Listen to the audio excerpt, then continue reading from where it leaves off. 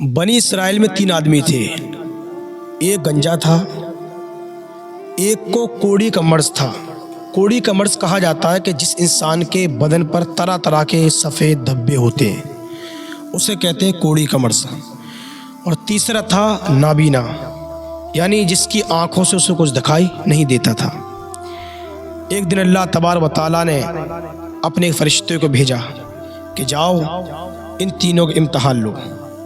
فرشتہ ایک عام انسان کی صورت میں آیا اور سب سے پہلے اس انسان کے پاس آیا جسے کوڑی کا مرض تھا، جس کے پورے جسم کے اوپر طرح طرح کے دھبے تھے۔ کوئی بھی آدمی اس انسان کے پاس بیٹھنا پسند نہیں کرتا تھا۔ اس کے پاس آیا اور پوچھا کہ اے انسان، بتا تیری دنیا میں آخری تمنا کیا ہے؟ اس نے کہا کہ میری آخری تمنا یہ ہے کہ اللہ تبارک و تعالیٰ مجھے صحیح سلامت کر دے۔ میرے چہرے پر، میرے پورے جسم کے اوپر یہ طرح طرح کے نشان ہیں نا، اس سے لوگ مجھ سے دور بھاگتے ہیں اور ان کا دور بھاگنا مجھے پسند نہیں آتا۔ تو میں یہ چاہتا ہوں کہ اللہ تبارک و تعالیٰ مجھے ٹھیک کر دے، مجھے شفا دیتے۔ تو اس فرشتے نے اپنا نورانی ہاتھ اس انسان کے جسم کے اوپر پھیر دیا، جس کی برکت سے اللہ تبارک و تعالیٰ نے اس انسان کو بڑا خوبصورت بنا دیا۔ اب فرشتے نے کہا کہ بتا تو کیا مانگنا چاہتا ہے، تجھے کیا عطا کیا جائے؟ اس نے کہا کہ مجھے اونٹ پالنے کا بڑا شوق ہے۔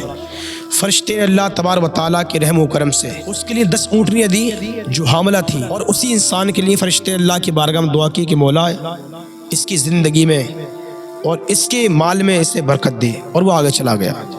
اب باری آئی اس گنجے کی جو ماں کے پیٹ سے ہی، جس کے سر کے اوپر کوئی بال نہیں تھے، بڑا پریشان تھا۔ اس سے کہا کہ بھئی بتا تیری آخری امید کیا ہے؟ اس نے کہا کہ لوگ مجھے برے برے ناموں سے پکارتے ہیں، ان کا پکارنا میرے دل کو ٹھیس پہنچاتا ہے، تو میں یہ چاہتا ہوں کہ اللہ تبارک و تعالیٰ میرے سر کے اوپر بال دے دے۔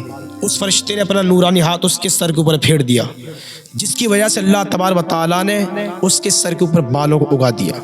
اب اس سے کہا کہ بتا تیری آخری امید کیا ہے، تو کس چیز کو پسند کرتا ہے؟ اس نے کہا کہ مجھے بکری پالنا کا بڑا شوق ہے، مجھے بکری دے دی جائے۔ اللہ تبارک و تعالیٰ کے حکم سے اسے بکری دے دی گئی، اور اس فرشتے نے اس کے لیے دعا کی اور وہ آگے چلا گیا۔ اب باری آتی ہے اس اندھے کی، اس نابینا کی، جو ماں کے پیٹ ہی سے نابینا تھا، جس نے کبھی کسی کو دیکھا نہیں تھا۔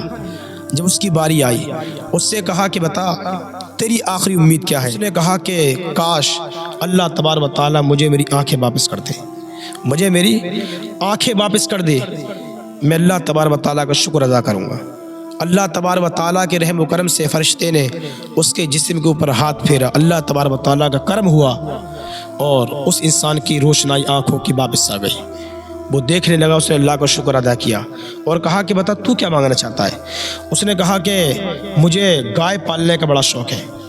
اللہ تبارک و تعالیٰ کے حکم سے اس فرشتے نے ایک گائے اسے عطا کر دی، اور اللہ کی بارگاہ میں اس کے لیے دعا کی اور وہ آگے چل پڑا۔ اب کچھ دنوں کے بعد وہی فرشتے کو اللہ تبارک و تعالیٰ نے ایک عام انسان کے لباس میں بھیس میں بھیج دیا کہ جاؤ ان کا اب امتحان لو۔ اب یہ مالدار ہو چکے ہیں، دیکھو کون ان لوگوں میں اپنے امتحان میں کامیاب ہو جاتا ہے، کون اپنے امتحان میں کامیاب ہوتا۔ جاؤ۔ فرشتہ ایک اجنبی انسان کی شکل میں آیا، جو ہوتا ہے مسافر راستہ چلنے والا، اس کی شکل میں آیا، پھٹے کپڑے تھے۔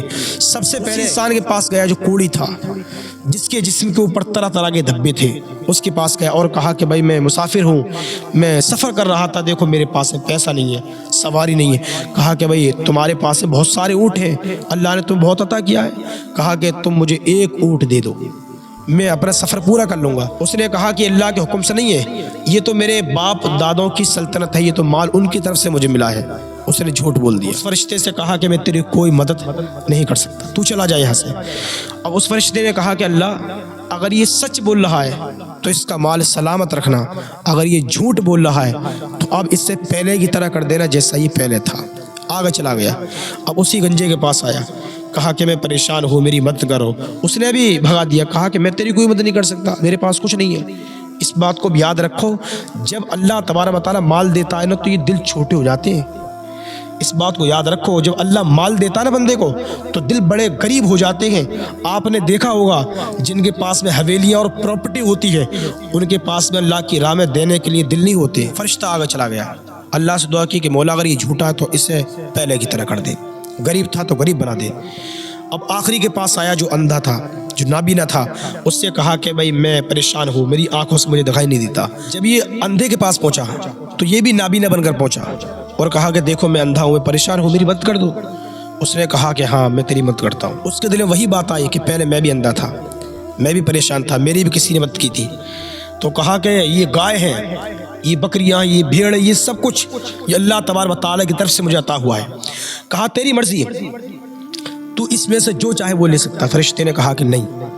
فرشتے نے کہا کہ میں وہی فرشتہ ہوں جو بہت دنوں پہلے تمہارے پاس آیا تھا جب تم نابینا تھے۔ کہا کہ اللہ تبارک و تعالیٰ نے تمہارے امتحان کے لیے مجھے یہاں بھیجا ہے۔ فرشتے نے کہا کہ بھائی میں تمہارا مال لینے نہیں آیا ہوں، بلکہ اللہ تبارک و تعالیٰ نے تمہارے یہاں مجھے امتحان کے لیے بھیجا ہے۔ کہا کہ تو کامیاب ہو گیا اور باقی تیرے دونوں ساتھی ناکام ہو گئے۔ تو اس بات سے ہمیں یہ سبق ملا۔ امام غزالی فرماتے ہیں کہ اگر اللہ تبارک و تعالیٰ نے دیا ہے نا تو اس کی راہ میں دینا سیکھو۔ جس طرح بندے کو اللہ دینا جانتا ہے، اسی طرح بندے سے اللہ تبارک و تعالیٰ لینا بھی جانتا ہے۔ اللہ جب دیتا ہے تو پتہ نہیں چلتا کہاں سے مال آیا، اور جب اللہ چھینتا ہے تو یہ بھی پتہ نہیں چلتا کہاں مال چلا گیا۔ اگر اللہ نے بنایا اس قابل نا، اللہ کا شکر ادا کیا کرو کہ اللہ تبارک و تعالیٰ نے ہمیں انسان بنایا، حضور کی امت میں پیدا کیا۔ اس سے بڑی ہماری دولت کیا ہو سکتی ہے؟